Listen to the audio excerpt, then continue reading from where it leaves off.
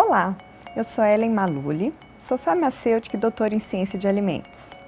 Estou aqui com as nutricionistas, a doutora Sônia Tucunduva, doutora Cíntia Antonácio e com os médicos Dr. Drauzio Varela e Dr. Dan Weitzberg. A convite da Ajinomoto, nós participamos do World Umami Forum, que foi um evento que contou com renomados pesquisadores que discutiram o gosto umami, que é o quinto gosto do paladar humano ao lado do doce, salgado, amargo e azedo. O glutamato é um aminoácido e uma das principais substâncias que conferem este gosto. Este fórum aconteceu em setembro de 2018 em Nova York. Para começar esse nosso bate-papo, eu quero perguntar para a doutora Sônia o que mais chamou a sua atenção no evento em relação ao gosto umami. O evento trouxe personalidades internacionais e vários experts no assunto. Então me chamou muita atenção o sabor umami dos organizadores, que foram muito delicados conosco e, de uma certa forma, resgataram o papel da ciência da nutrição junto aos pesquisadores e junto às novas experiências que se apresentaram. Então, já faz 100 anos que o professor japonês Ikeda, tomando um caldo, descobriu pela alga, não vou entrar em muitos detalhes, mas que havia alguma coisa diferente. E esse gosto umami, que é chamado delicioso, aparece nas literaturas, nos estudos e é incentivado. O que a gente observa é que os estudos, de uma certa forma, resgatam algumas coisas que são importantes. Por exemplo, o ácido glutâmico, o glutamato, são nomenclaturas que às vezes confundem um pouco as pessoas. Então vão acontecer oportunidades aqui de se esclarecer isso. Mas está no leite materno, numa quantidade muito grande, e está presente na natureza, em vários vegetais. Então nós temos cogumelos, algas marinhas, os vegetais, tomate, que são alimentos, o cogumelo que é incorporado aos hábitos alimentares brasileiros já, queijos, molhos de peixe, molhos de soja, que trazem dentro esse ingrediente que é muito utilizado.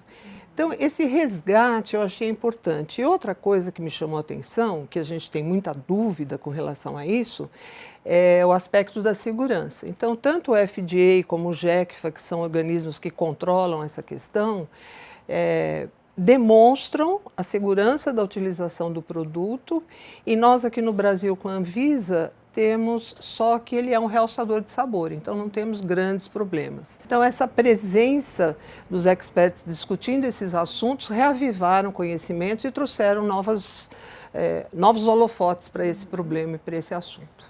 Exatamente. E você acha que esse gosto diferente nos alimentos, ele pode contribuir para um preparo de refeições mais saborosas e também com um teor de sódio reduzido? Esse foi outro aspecto que eu gostaria de ressaltar. Houve uma parceria, uma aliança, um link muito forte entre a ciência da nutrição e a gastronomia. Por que isso? Porque a gente tem um cenário epidemiológico nutricional onde as doenças crônicas não transmissíveis pedem uma redução no teor de sódio dos alimentos. E o glutamato se apresenta como uma opção, como uma estratégia de programação que pode vir ao encontro dessa necessidade.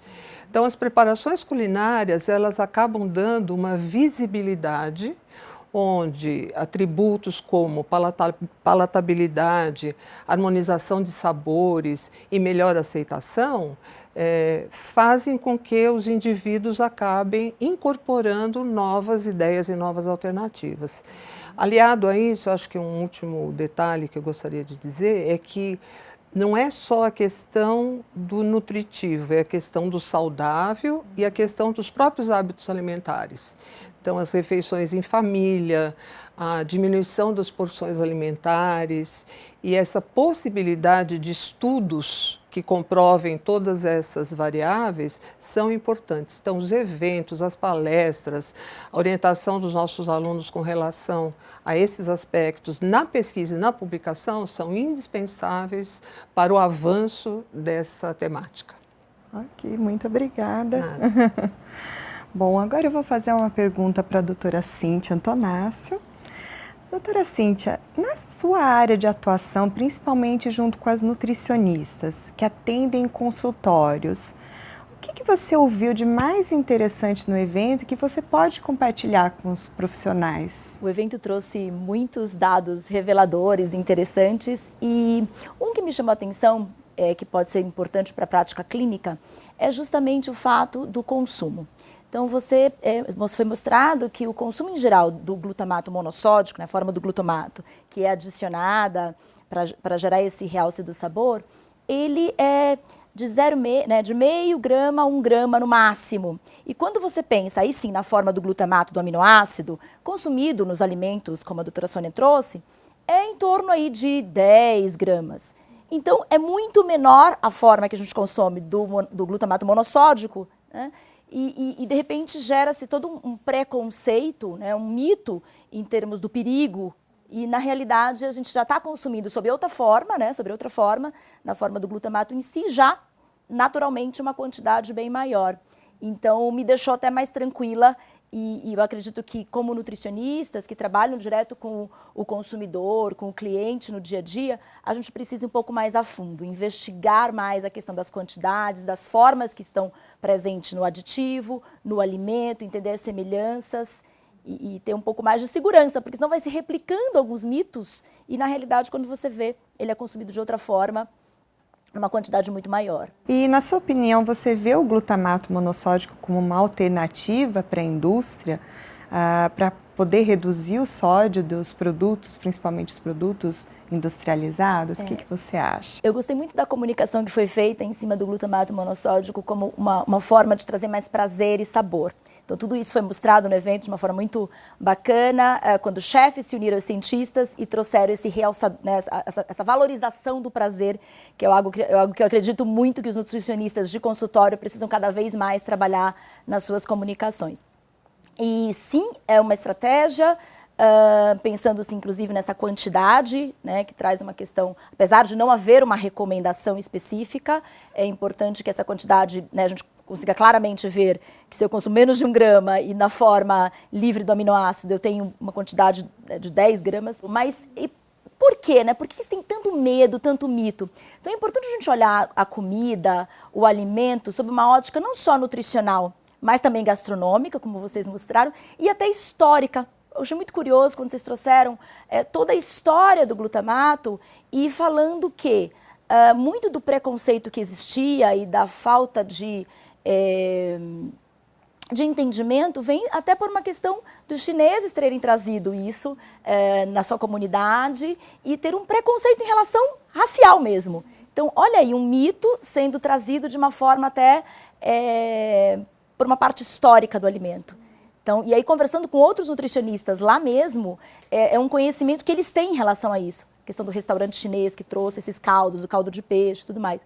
Então, a gente precisa olhar sobre uma ótica mais comportamental, sobre uma ótica histórica. E lá, nos Estados Unidos, eles já têm um pouco dessa visão. E pra gente aqui, pra mim, pelo menos, foi uma surpresa. Que bom, obrigada. Agora eu vou fazer uma pergunta para o Dr. Drauzio. Dr. Drauzio, o senhor teve a oportunidade de acompanhar alguns estudos científicos bem atualizados, né, dentro do World Mummy Forum, e esses estudos mostraram como que o glutamato poderia auxiliar na prática clínica e também no ponto de vista nutricional. E no seu dia a dia, como que o senhor acha que os seus pacientes receberiam essa informação? Você acha que você pode usar esse produto ou mesmo presente naturalmente? O que o senhor acha na prática clínica? Olha, Ellen, eu vi uma porção de coisas novas que eu não conhecia, da ação do glutamato nas papilas, a diferença entre a ação do glutamato e dos outros sabores. Especialmente, uma ideia que foi levemente discutida lá e que eu nunca tinha me passado pela cabeça é a influência do glutamato na absorção de aminoácidos e de oligopeptídeos, que pode explicar a evolução, né? Que certamente esse gosto vem ao acaso, nada vem ao acaso, né? Como é que se estabelece um sabor desse? Alguma finalidade teve na evolução da espécie, né? E essa finalidade está ligada à absorção dos aminoácidos de oligopeptídeos, que são essenciais para a formação de proteínas e para outras ações no organismo.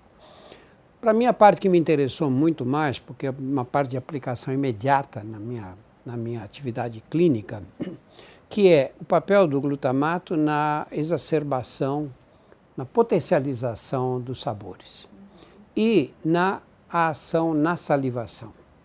A gente, em oncologia, tem esse problema diário, né? Doentes, especialmente os doentes que fazem radioterapia para tumores de cabeça e pescoço, e que ficam com uma xerostomia, uma boca seca, que é um problema muito sério, porque eles não sentem gosto de nada e tem muita dificuldade de deglutição mesmo. Você tem isso na radioterapia, tem isso com algumas drogas que nós usamos na quimioterapia. As principais são os derivados da platina, a carboplatina e a cisplatina especificamente. A adriamicina provoca isso, que é a adriblastina, né? Tem o 5-fluorouracil e várias outras drogas que dão essa sensação. E o que os doentes dizem é que não sentem gosto de nada. Eles não sentem gosto de nada. Alguns conseguem comer doce. Acho que o doce vai um pouco melhor, sorvete vai um pouco melhor.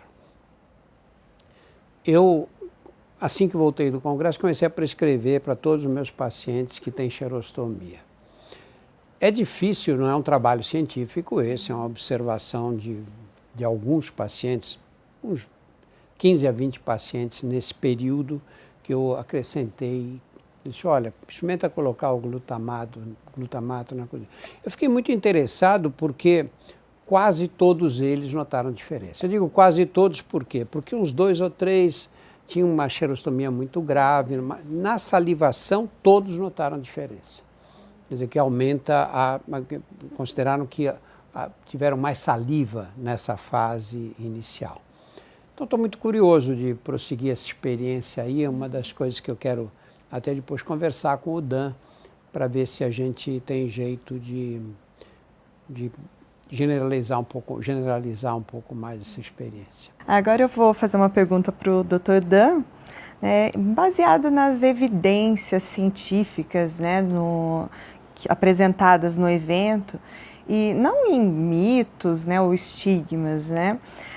Quais seriam os destaques, os principais destaques com relação à segurança do glutamato monossódico que o senhor poderia passar assim, para os seus alunos, pacientes e também para os profissionais de saúde que estão te seguindo sempre, né, como eu, por exemplo?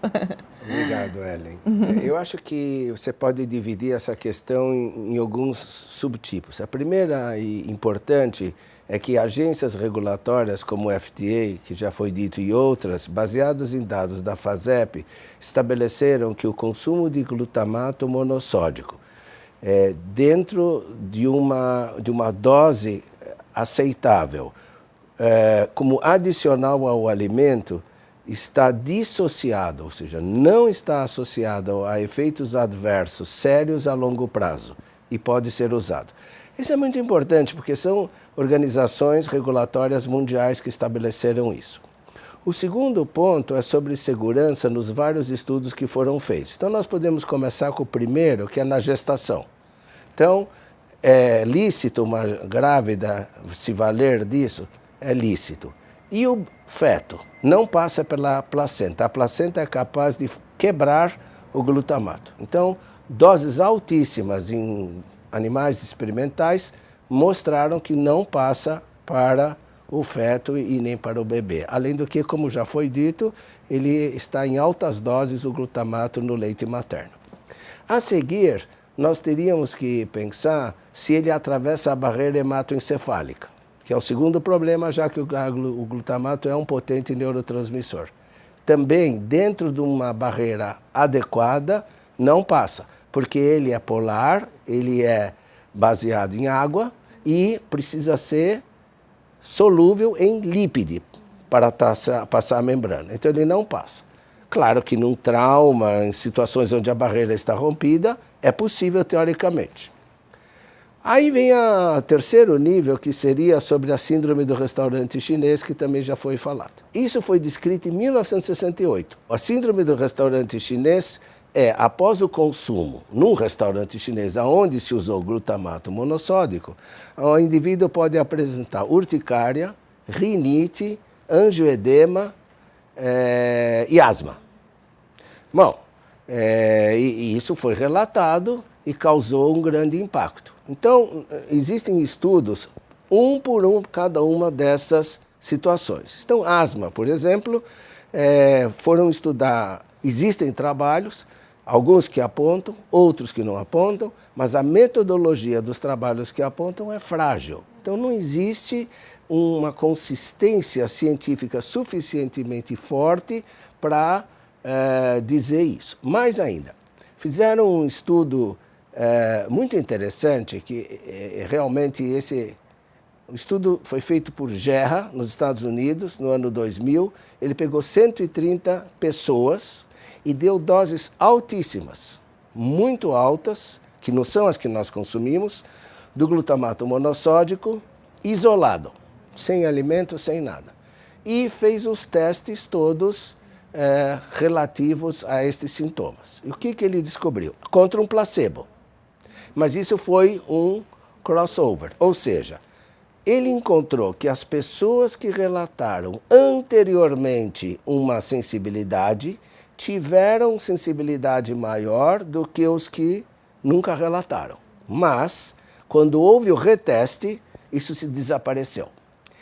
Então, o resultado acaba sendo que não existe absolutamente uma, se pode dizer com firmeza. Urticária, o MSG está associado a 0,3% de todas as urticárias do mundo, tá certo? E mesmo assim é de curta duração e frustra. Em relação à rinite, existem unicamente 2 relatos de caso, na toda a literatura. Quer dizer, muito pouco para justificar, sabe? Então, a gente acaba vendo que 50 anos que se continua repetindo a mesma história, quando a literatura toda não sustenta isso. Mas tem um dado que eu achei fascinante, que é o seguinte: em estudos em animais e em macacos, que são muito semelhantes a nós, a dose máxima dada foi de 16 gramas por quilo de peso por dia, sem efeito colateral. Então, nós estamos falando aqui 16 gramas por um indivíduo de 50 quilos, nós estamos falando aqui de 800 gramas, 800, quase 1 quilo, quer dizer. Então, francamente, eu fiquei convencido da segurança do glutamato monossódico. Existe um inglês, ele teve a ideia de avaliar em 500 alimentos que usam o glutamato monossódico, quanto seria a ingestão média na Inglaterra? É de 500 miligramas. Depois ele falou, e quanto seria um exagerado? 1 grama. E quanto seria o estupidamente exagerado? 2,5 gramas. Quer dizer, nós estamos muito longe. A gente consome 10, né? Muito longe. Muito longe mesmo. Bom, o World Umami Forum foi um evento que trouxe muitas informações relevantes para os profissionais de saúde, como a gente pôde ver aqui nesse bate-papo. Eu gostaria de agradecer a doutora Sônia, a doutora Cíntia, o doutor Drauzio, o doutor Dan pela presença e pelas explicações também. E se vocês quiserem saber algo a mais sobre o umami e glutamato, acesse o portal umami.com.br. Até a próxima!